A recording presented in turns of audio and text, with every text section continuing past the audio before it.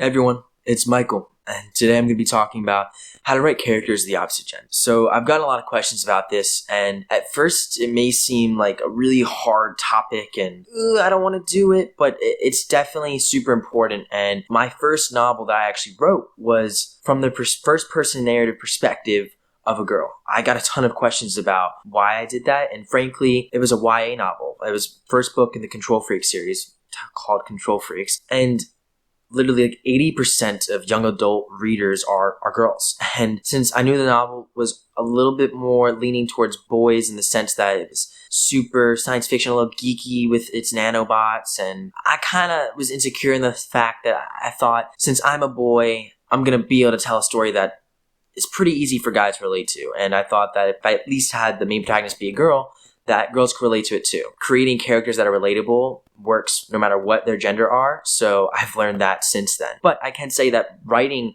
that series largely from the perspective of Natalie, the protagonist who is a female and the self of a male, I learned how to really craft a character from the opposite gender and kind of dispel a little your questions and concerns about it. So the first thing I'm going to say, and this may be an unpopular opinion, is that when writing characters of the opposite gender, your own gender, or anything in the beautiful spectrum of gender identities, the really important thing to remember, when writing characters, it's important to focus on really, instead of what's going on the outside, what's going on the inside of characters. The thoughts and emotions of characters, that's what's really relatable, and the actions that they have and the things that they say, that's what readers are going to connect to. Now, of course, someone's gender does in some cases impact their reaction to some things and what they may be feeling. And in this video, I'm going to cover how to be sensitive to those topics and how to do research to craft as relatable and realistic characters as possible in regards to writing characters of the opposite gender. So the first big step in being able to write characters of the opposite gender is to read about them. And I don't mean reading psychology books on like the psychology of men or the psychology of women. What I'm really talking about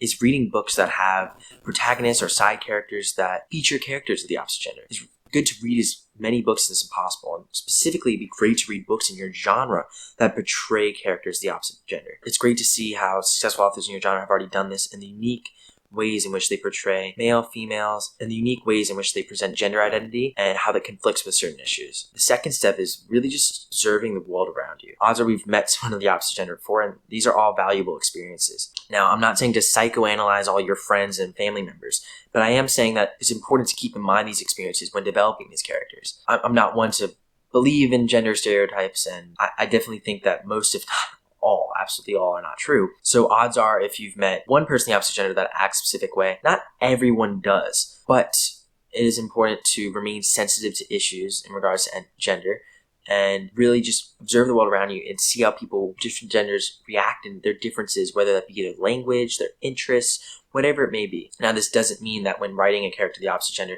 you have to write someone who's deadpan, like this stereotypical girl. Like, I think that's awful. It's great to see things that are different. For me, when I was writing Control Freaks, Natalie is a girl, but when I was thinking about her response to different things going on in the story, I didn't think about it at all based on the basis of her gender. I just thought about it based on how I would react and how a bunch of people in my life around me would react to it. I didn't think about it as her. I thought about her as a character, not her gender. So one thing I also get asked a lot about is writing romance from the perspective of the opposite gender. Natalie, the main character in Control Freaks, actually has some romantic scenes with Hunter. And for me, I haven't really had the experience of being able to experience a romantic interaction would be like from a girl's perspective. The feelings that she's feeling of, lust and the adrenaline and the endorphins and just the high of the moment. That's what I focused on. I didn't focus on the specifics of what's going on because frankly, unless you're writing erotic fiction, readers don't need to know those specifics. They just want to know the feeling of the moment, the feeling of what's happening when these two characters connect.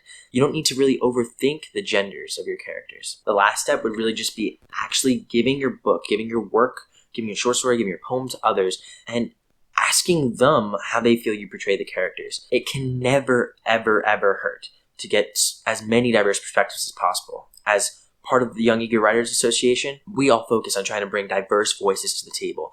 And when having our own manuscript critiqued, we really encourage writers to try and give their own manuscript to as many diverse voices as possible, whether it be different friends or family members. Just try and get it out there to as many hands as possible and really see if you did a good job at portraying someone's specific gender. I'm just trying to say in short that, at least in my opinion, gender does not matter as much as we'd like to make it out to be. I mean, yes, certainly gender is part of a character, so I guess it has something to do with it. But in larger part, what makes up a character and what makes up you as a person is so much more than who you are on the outside. All of us are super beautifully different on the outside, also super beautifully different on the inside. But we have certain things about us that connects us all together on the inside. We have certain drives, certain desires that we all can relate to. When writing characters of either gender and of any orientation, that's what I focus on. So I hope today's video helped you feel more secure about writing characters of the opposite gender. If you have any questions or comments, feel free to leave them down below. I hope you all have a great day. Happy writing.